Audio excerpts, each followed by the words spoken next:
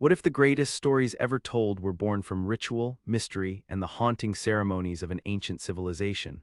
Imagine stepping into a sunlit amphitheater under the vast Athenian sky, surrounded by thousands who hold their breath as a single voice rises, clothed in myth and mask. This was the world of ancient Greek tragedy, a form of drama not only entertaining but sacred, shaping our very understanding of human fate and morality. The origins of Greek tragedy are shrouded in myth as much as history. Scholars debate its beginnings, yet many trace its roots back to the worship rituals of Dionysos, the god of wine, ecstasy, and theater.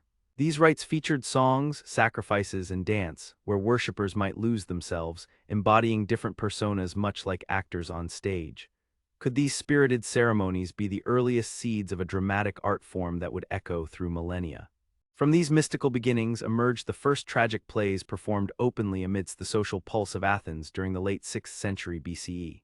The open-air theatron, such as the Grand Theater of Dionysos, invited male citizens to witness tales pulled from the very heart of Greek mythology, stories of gods and mortals trapped in divine and human conflicts. Yet these plays were not merely performances. They were religious acts, sermons without outright preaching, where violence was veiled and moral struggle was laid bare. One actor would initially step forward, donning masks and costumes to become gods or heroes. Dialogue with the chorus, a group of singers and dancers representing collective emotion and societal voice, broke new artistic ground.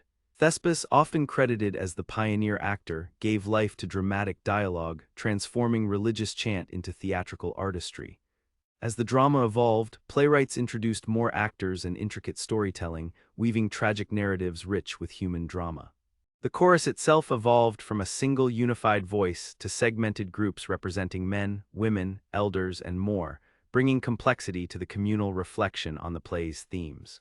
The backdrop also grew richer, from minimal tents to painted scenery suggesting faraway kingdoms or war-torn cities.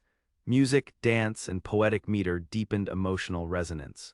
Rhythmic speech like iambic trimeter echoed the heartbeat of the drama. Central to the cultural rhythm were the Dionysian festivals, especially the city Dionysia, a sacred festival transformed into a fierce competition. Playwrights vied for glory and honor, their works performed in trilogies that explored fate, justice, and divine will. The prize was prestige, but more importantly, the chance to influence public thought and collective identity through the power of story. Among these early tragedians stood towering figures whose names still stir passion today. Aeschylus, the father of tragedy, dared to introduce a second actor to expand dialogue and dramatic tension. His Oresteia trilogy engraved the complex intersections of vengeance, justice, and the god's will into the cultural consciousness. Following him, Sophocles masterfully added a third actor and painted scenery, crafting stories of profound human conflict like the agonizing choices in Antigone. Her defiance against King Creon's decree to deny her brother's burial pits political law against family loyalty and divine moral law, a timeless conflict that still resonates.